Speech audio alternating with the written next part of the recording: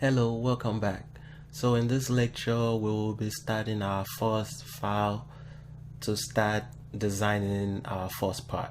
To start, we want to click on this new right here, and I'll just X out of that. So if I hover over it, you see the new.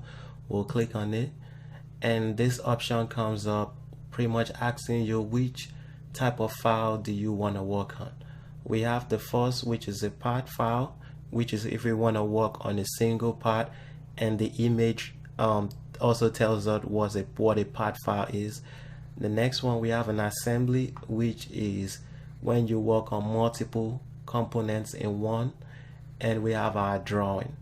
So to start, we want to start with a part file, so we'll click on it and we will click OK.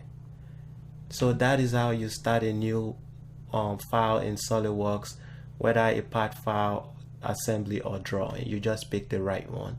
Thank you, and I will see you in the next lecture. Bye.